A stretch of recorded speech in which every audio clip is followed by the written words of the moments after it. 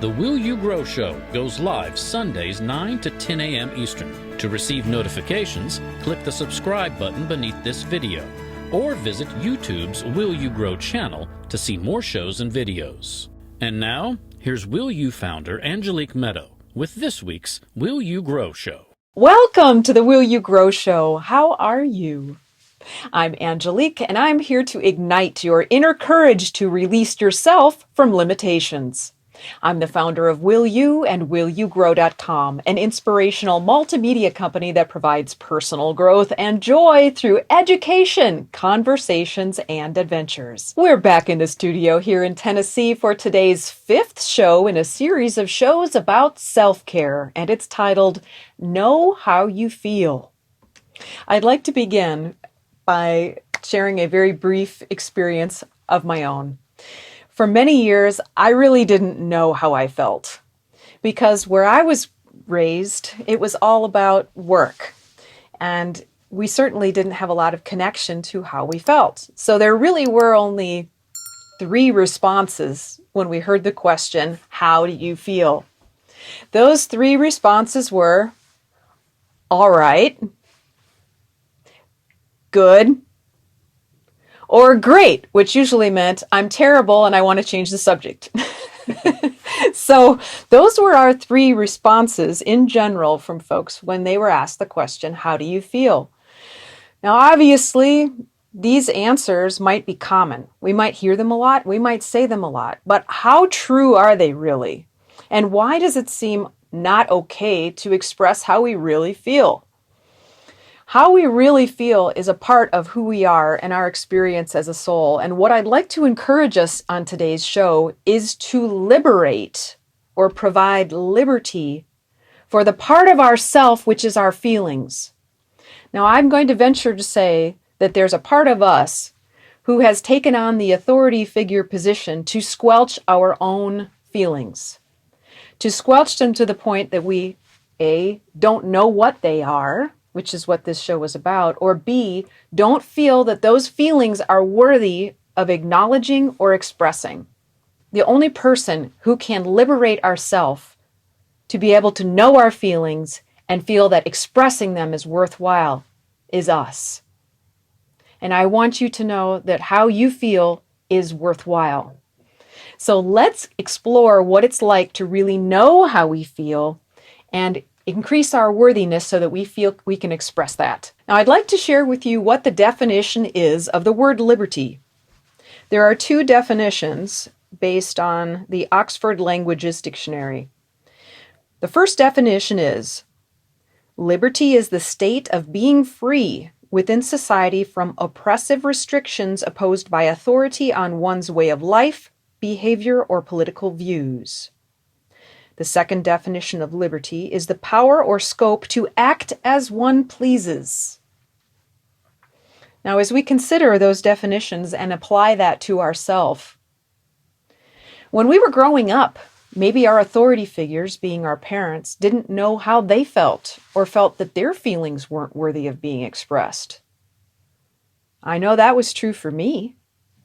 If so, we may have internalized that belief system. And now inside of us, we have created our own authority figure who tells us that it's not okay to feel how we feel and that it's not okay to express how we feel.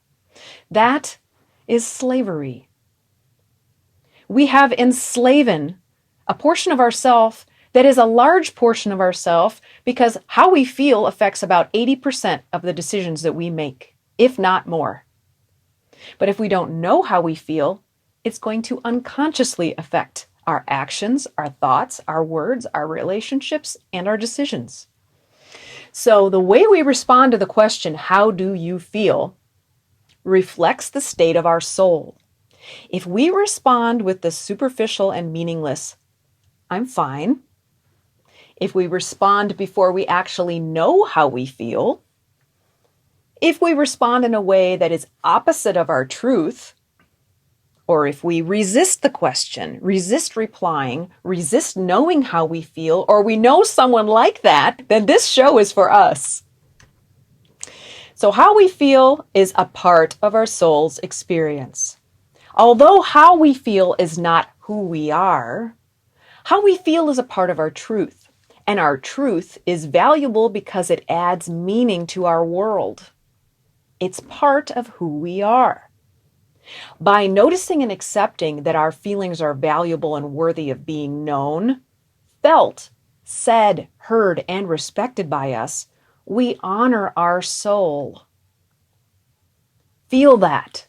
We honor our soul by respecting and knowing and feeling and saying and hearing our own feelings.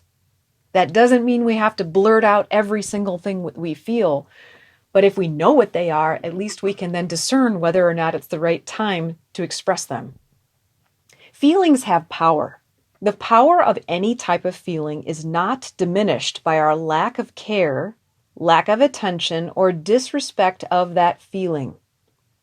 As famed psychoanalyst Sigmund Freud said, quote, "Unexpressed emotions never die. They are buried alive and will come forth later in uglier ways," unquote. If there is any doubt as to the validity of this statement, we may ask ourselves, how do my unexpressed emotions come out? And we'll surely notice that they do in fact come out. Feelings are to be expressed. Feelings are to be felt. A January 2018 article in Time magazine by Hilary Jacobs Hendel, licensed clinical social worker, psychoanalyst, and emotions educator, lists that, quote, "Emotions have energy that pushes up for expression. And to tamp them down, our minds and bodies use creative tactics, including muscular constriction and holding our breath. Symptoms like anxiety and depression, which are on the rise in the U.S., can stem from the way we deal with these underlying, automatic, hardwired survival emotions, which are biological forces that should not be ignored," unquote. Question is this what we're doing? Do we block how we feel? As Sigmund Freud said, quote, "People will do anything, no matter how absurd, in order to avoid facing their own souls," unquote. The Time article adds to Freud's statement by listing that, quote, "What we learn in our society is not how to work with our emotions, but how to block and avoid them through use of alcohol, prescription drugs, and screen time, for example. When we do acknowledge our emotions, we swat them away with mantras learned since childhood like, mind over matter, or get a grip, or suck it up. These are some familiar ones. These ways of thwarting our emotions are not good for our mental, physical, or emotional health. It's like pressing on the gas and the brakes of our car at the same time, creating an internal pressure cooker," unquote. Burying emotions harms us. The Time magazine article continued, quote, "When the mind thwarts the flow of emotions because they're too overwhelming or too conflicting, it puts stress on the mind and body, creating psychological distress and symptoms. Emotional stress, like that from blocked emotions, has not only been linked to mental illnesses, but also to physical problems like heart disease, intestinal problems, headaches, insomnia, and autoimmune disorders. Knowing the problems caused by blocking emotions, that might lead us to ask, what are the alternatives? So what are the alternatives? Although we may not see many examples of healthy ways to live with our feelings, it seems obvious that the way we may currently handle our emotions is not the healthiest way. When we're ready to explore options, there are many methods, all of which are rooted in observation and inclusion. So how might we observe our feelings in our experience of life? Rather than waging war against or imposing a gag order on our feelings, we can bring our conscious, compassionate attention,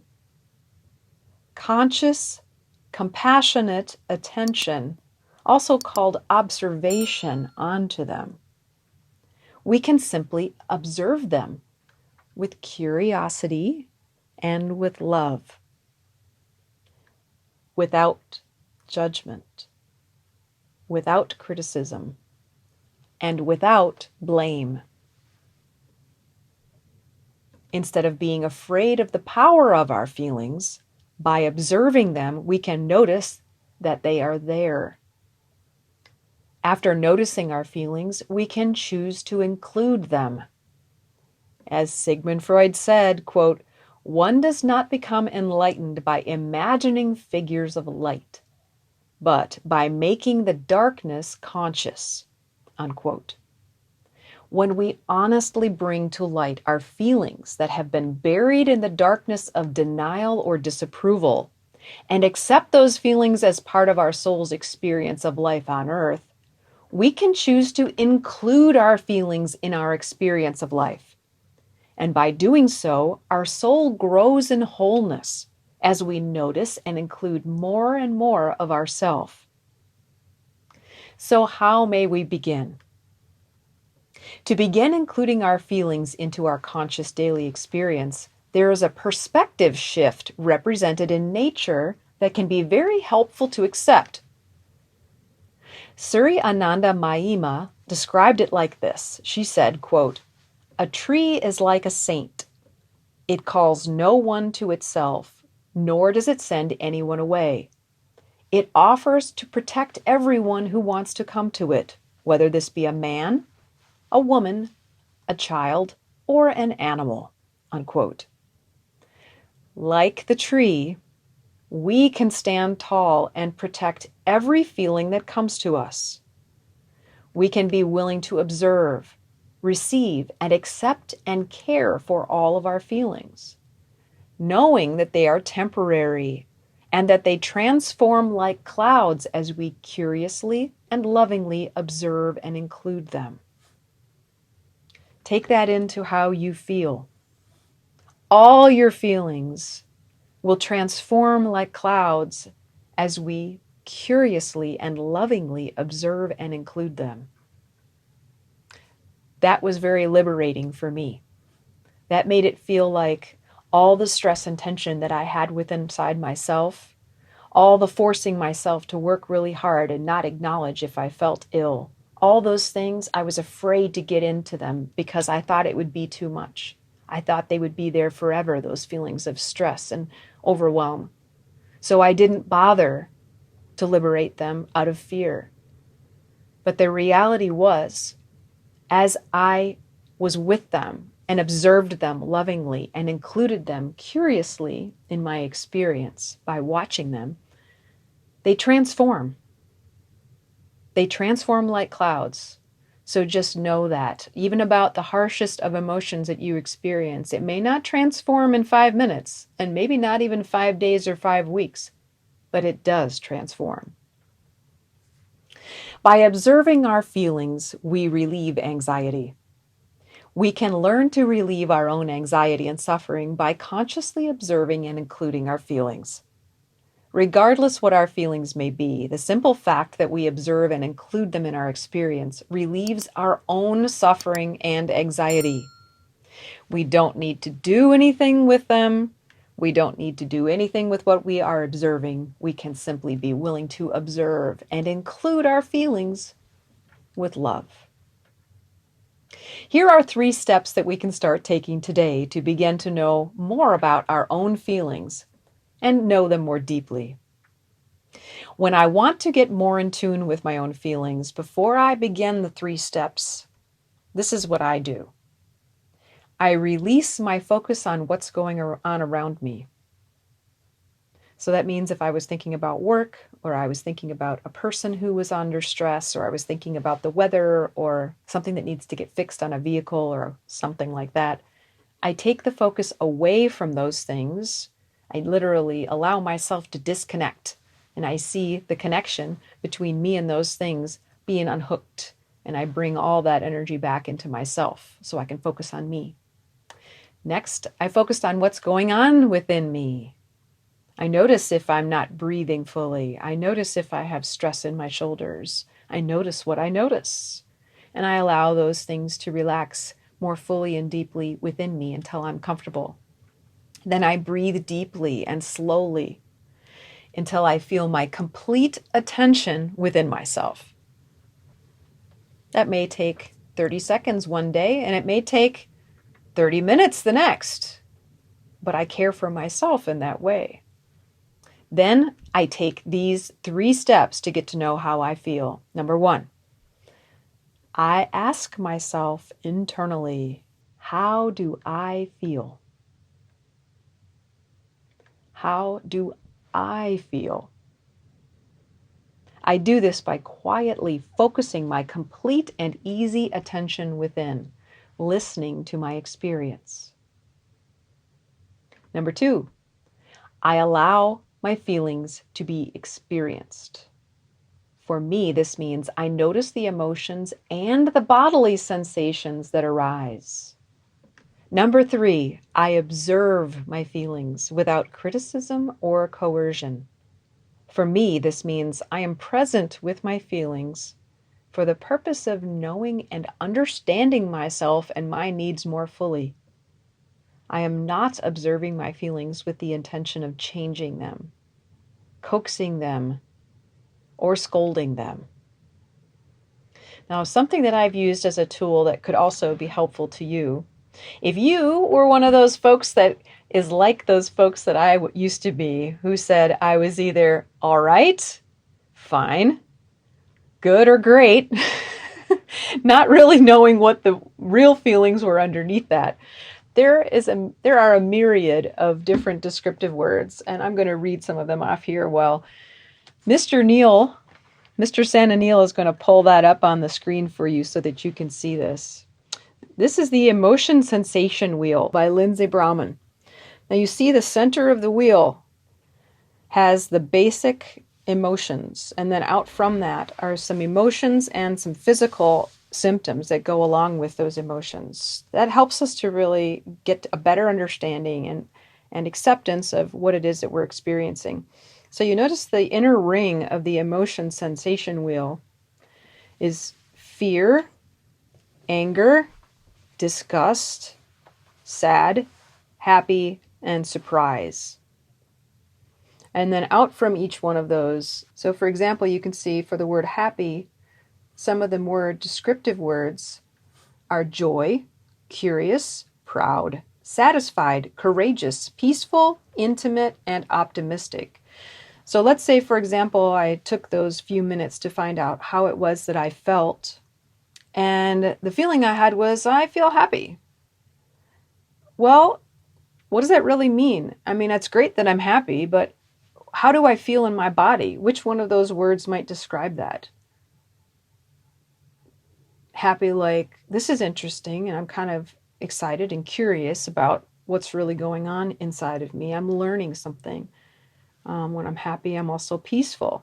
So that might be part of my descriptive for today, is that I'm happy, curious, and peaceful. And I also would say that I feel some leftover surprise from the emotion of the inside of the sensation wheel, because I had someone stop by just moments before we were going to do this recording, and I was not expecting someone to come by.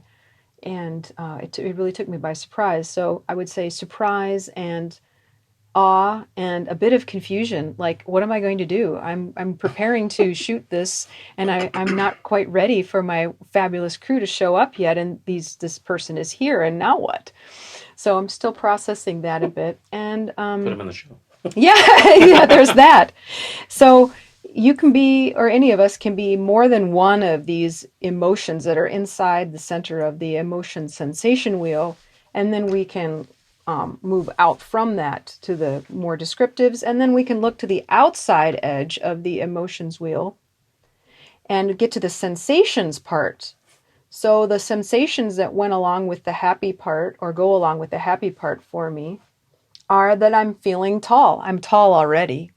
Okay, I'm already 5'9.5" about, but I'm feeling tall because, like, my shoulders are up and back. I'm feeling tall and, confident. I don't feel like, sad and low.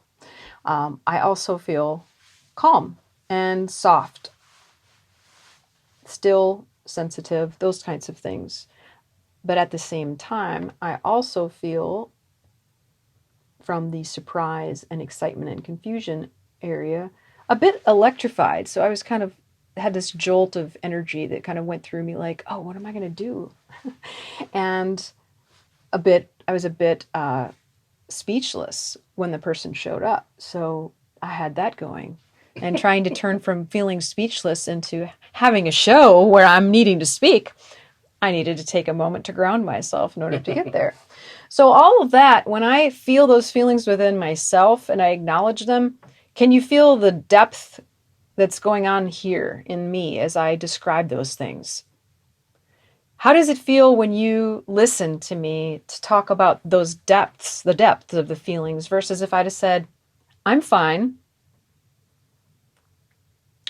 Are you more easily able to connect to me if I say I'm fine? Or if I say, I'm feeling happy and surprised, I'm feeling a bit speechless, and I'm also feeling excited and happy. You know, does that feel like you can more connect with what it is I'm experiencing? Well, guess what? Guess what? If you can connect more deeply with me when I'm experiencing my feelings, I can connect more with me when I'm more able to experience my feelings too. So look what happens. One person who can choose to connect with their feelings affects themselves, their own joy, their own connection, and the connection of others to them, which magnetizes people to me, and it also allows them to begin to feel the connection that we have. It also kind of coaxes their own connection with themselves because they see that I can do it and that I'm comfortable doing it. So that means they can do it too. So it's a ripple effect, and it's really meaningful.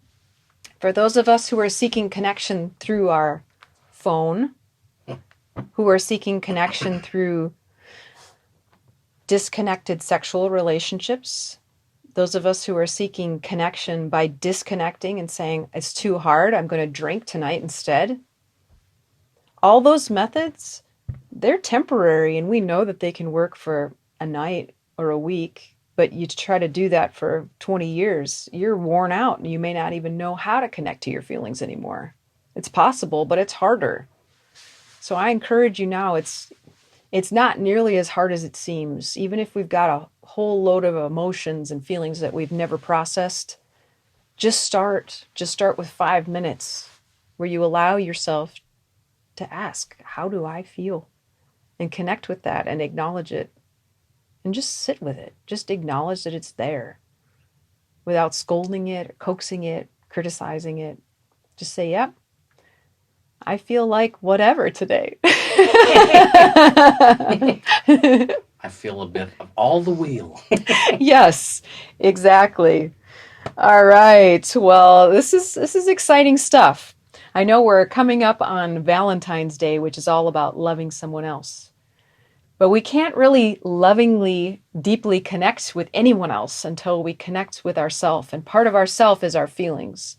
So I encourage you today, Valentine's Day, every day, connect and learn to love yourself more by connecting with your feelings. You'll never regret it. Liberate yourself, baby. Liberate yourself. You can do it. So after getting more in touch with our feelings, we can offer them a warm welcome, to invite our conscious awareness of our feelings and ask them to remain present and to invite and allow our feelings to express. We need to know that our feelings are worthy and valuable. Those are the two things that generally block us up from being able to experience and express our emotions, knowing our worth and our value, which are really quite close in definition. So here are 3 affirmations that can help us to know that our feelings are worthy and valuable. By saying these affirmative words and fully feeling the highest meaning of them, we change the way we see ourselves for the better. These are the same 3 affirmations that we spoke last week as we learned how to tune in and listen to ourselves. We'll have a link to that video in the description box. So these 3 affirmations may be said internally or aloud as needed. Note, To receive the maximum benefit of the affirmations, we need to feel the feelings of the words while speaking the words. If we feel resistance to the words, that's a golden key to self-inquiry and learning to love ourselves even more. So here's the first affirmation. Ready? Here we go. It's I do matter. I do matter. And on 3, we'll say that together while feeling the feelings that we do matter. Ready? 1, 2, 3. I do matter. matter. Nice. How's that feel, guys? I felt it. I felt it more than I'd felt it last week. Nice. See, a little repetition helps. Yes, it does. Yes. Number 2, I am worth listening to. We're going to say that as we feel the feelings that we are worth listening to. All right? On 3. 1, 2, 3. I am worth listening to. Oh, that was like a choir. Yes. How does that feel, Ben? Growing. Validating. That's what I was validating. There's no rush. And that's the point of why I'm asking you and pausing, because we have a tendency to rush through like it's some quiz. Like we have to have 1, 2, 3 answers or however many answers it is. And then we rush off to the next thing. Yeah. But when we're learning about our feelings, patience, love, care, compassion, curious observation, like, oh, is there anything else? What else do I feel? What else do I feel? Anything else? Maybe sometimes the answers aren't so clear, and you have to just keep saying that to yourself. Well, yes. Until you feel it, maybe? Right. The clarity isn't there because let's say that we're 50 years old, okay? Let's say we are 51. Or 51 or whatever age we might be, okay? Let's say that for all those years, we had been telling our feelings that they were not worthy and not valuable. Okay, imagine that those feelings are a child. We're just using an example. If you tell that child for 50 years that they're not worthy and not valuable, the first time you ask them, how do you feel? Do you think they're going to want to answer you? You think they might be a little mad, hurt, sad, feel like crying? That's it. Fine. It'll be that. It'll be that angry. Yes. Any or all of that. So there's patience and love required. It's almost like taking in a dog from the shelter or a pet that has been abused, because it is emotional abuse that we have done to ourselves by not caring about how we feel. So in addition, is there anything else that your feelings would like to express about how you feel? Unlocked. Ooh, that's a good one. I like it. So once you're unlocked, what would you like to express? Or how would you like to express? Either one. Heard. So... This is all great, and you feel heard. So let's say you let a bird out of the cage for the first time. Open the door. Does it fly out right away? After it's been in the cage for 30 years? Well, yeah, I was going to say, how long was it in the cage? Mm-hmm. So generally not. So right now, the bird inside of you is being observed. And it says, hey, I see you're looking at me. I feel heard. You notice that I'm there. That's the first step. You've opened the door to the feelings. After that, they would express, as in, man, I feel so unlocked that I feel like I want to play guitar right now, or I want to go outside and sing, or I want to tell that person that I've missed for 30 years that I love them. Or on and on and on. There's an expression that goes with that. So we don't want to force the expression, but to acknowledge that there are stages of being unlocked. Mm-hmm. And it's taken many years and stages, even for me, to get to the point of expressing this with and for you. It's not an instantaneous thing. Mm-hmm. So what about you, Santa Neil? A lot of what Ben said. Really, I mean, I'm not copying out, but a lot of what he said too. I don't have no problem making myself heard or listened to. It's listening to myself that I have to work on. Does that make sense? That I have to affirm to myself about things that I need to do or things that I need to improve. As men, honestly. Oh, as men. Yes. Again, that's the whole not a cop-out. episode of the language used to describe feelings. It's like, I don't know. We've talked about that on many episodes, how generational we have been told this is how men feel, this is how women feel, or should feel, or not feel. Yes. Men should never show their emotions. Or not even that I would ignore it or try and hide it, but just even the language used to construct the understanding and then express that. Mm-hmm. So yeah, I would need the wheel. Yes, I would need the wheel. Let's look at the wheel. Let's look at the wheel so that you can both, if there are any other, take a look at the emotion sensation wheel and start at the center and see which emotions open. Mm-hmm. Curious. Excitement. Sweaty palms. Not to get negative, but disappointed. And sometimes awful. Not recently, but in the past. And aversion. Yes. Definitely aversion. For 25 years, I thought I was a damn little idiot.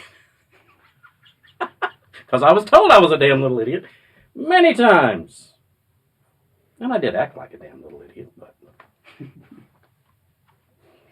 I grew out of that. And then I realized I'm not a damn little idiot. No offense, Mother. So you agreed for a while? Yeah. Or I guess it was so beaten into my subconscious that I believed it. But then I grew up mentally. And getting out of the house, I think, helped. Where you're not constantly hearing that. All that, being a damn little idiot. So. But I would avert for a long time how I felt. I felt okay. When I was hurt, there's several. Hurt, mad, insecure. So I'm glad I grew out of that one. You're not an idiot, Neil. No, I'm not an idiot. Well, yeah. There are times. This is a great wheel. You see anything else? Proud. of how far you've come. Oh my God, yes. Yeah. Yes. Going back to 20-year-old me to now 51-year-old me. Mm-hmm. Oh, yeah. That 20-year-old me is a vague mm-hmm. memory. Mm-hmm. Mm-hmm. I'm looking at 40 and beyond. Mm-hmm. Fantastic. Yeah. Yeah. You're going to like this. Yes, we'll put a downloadable Yes. wheel Yeah. into the description box so you all can download that.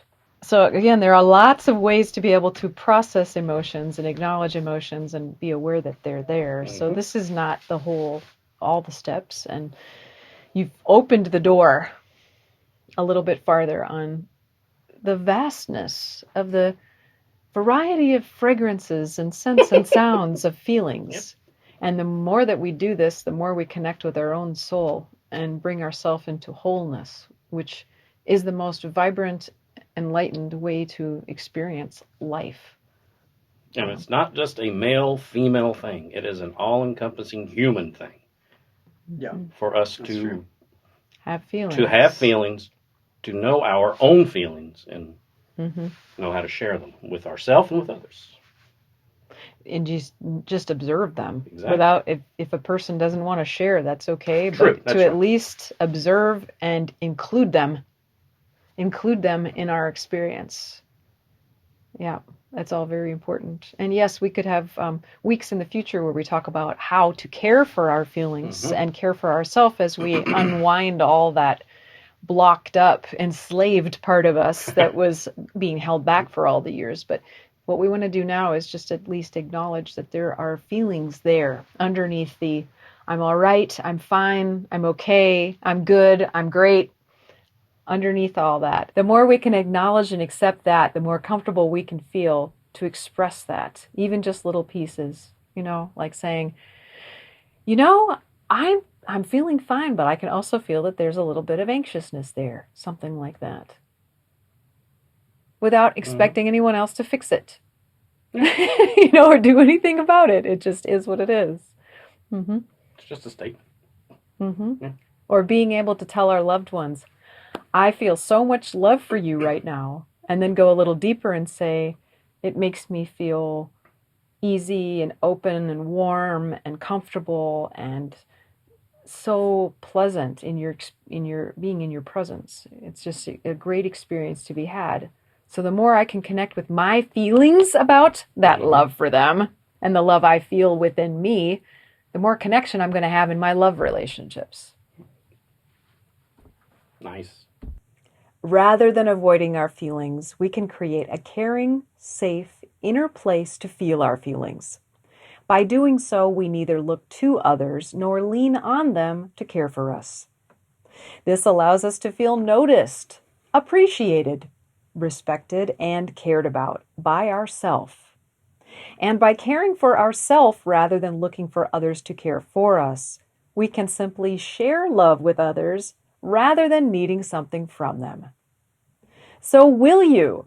I encourage you to give yourself the peace and safety of knowing and expressing how you feel. By doing so, you will always know that somebody cares. So let us know how applying today's concepts works for you. We always enjoy hearing from you. So I'll send you off again this week, always with love, from Angelique.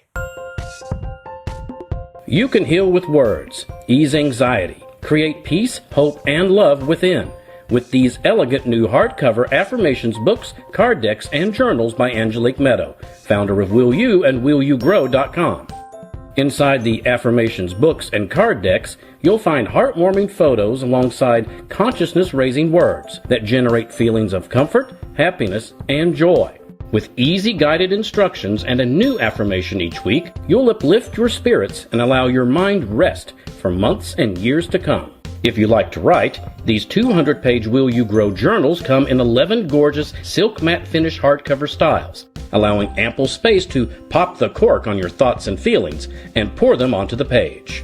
Uplift and support your health, freedom, and joy today with the affirmations books, card decks, and journals by Angelique Medow, knowing that your purchase supports you and charitable organizations for old growth trees, clean water, and scholarships.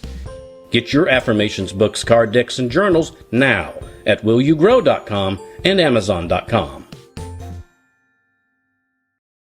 For more information about programs offered by Will You, mentoring with Angelique, and to watch video success stories from clients, explore WillYouGrow.com. If you or your company are interested in inspiring our mutual audience by sponsoring this or another of our programs, let's talk about it. Boost viewer confidence and trust in your company. Call 1-833-WILL-YOU, then press extension number 6.